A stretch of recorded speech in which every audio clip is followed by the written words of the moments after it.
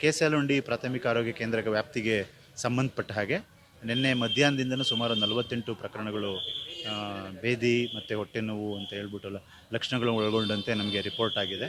ಆ ಹಿನ್ನೆಲೆಯಲ್ಲಿ ಆರೋಗ್ಯ ಇಲಾಖೆ ಇಮಿಡಿಯೇಟಾಗಿ ನಾವು ಆಶಾ ಕಾರ್ಯಕರ್ತೆಯರನ್ನ ಮನೆಗೆ ಭೇಟಿ ನೀಡಿದಂಥ ಸಂದರ್ಭಗಳಲ್ಲಿ ORS ದ್ರಾವಣವನ್ನು ಮನೆಯಲ್ಲೇ ಯಾವ ರೀತಿ ಅವರು ತಯಾರು ಮಾಡ್ಕೋಬೇಕು ಅನ್ನೋದ್ರ ಬಗ್ಗೆ ನಾವು ಅರಿವನ್ನು ಮೂಡಿಸಿದ್ದೀವಿ. ಹಾಗೆ ಮುಂದುವರೆದು ಸ್ವಲ್ಪ ಕೇಸಸ್ಸು ರಿಪೋರ್ಟ್ ಆದ ತಕ್ಷಣವೇ ನಾವು ಟೆಂಪ್ರರಿಯಾಗಿ ಸ್ಕೂಲ್ಸ್ಗಳಲ್ಲಿ ಈಗ ಆಲ್ರೆಡಿ ನಾವೊಂದು ಕ್ಲಿನಿಕ್ಕನ್ನು ಎಸ್ಟಾಬ್ಲಿಷ್ ಮಾಡಿದ್ದೀವಿ. ಅಲ್ಲಿ ಸುಮಾರು 5 ವೈದ್ಯರು ಮತ್ತು ಸ್ಟಾಫ್ ನರ್ಸಸ್ಸು, CHOಸು, ನಮ್ಮ ಇತರ ಎಲ್ಲ ಆರೋಗ್ಯ ಇಲಾಖೆಯ ಸಿಬ್ಬಂದಿಯವರನ್ನ ಅಲ್ಲಿ ನಿಯೋಜಿಸಿದ್ದೀವಿ. ಮತ್ತು ನಮ್ಮ ತಾಲೂಕು ವೈದ್ಯಾಧಿಕಾರಿಗಳು ಮತ್ತು ಡಿಸ್ಟ್ರಿಕ್ಟ್ ಪ್ರೋಗ್ರಾಮ್ ಆಫೀಸರ್ಸು ಸಹ ಅಲ್ಲಿ ನಿಯೋಜನೆ ಮಾಡಿ ನಾವು ಅವರ್ಲಿ ಬೇಸಿಸ್ ಮಾನಿಟರ್ ಮಾಡ್ತಾಯಿದ್ದೀವಿ.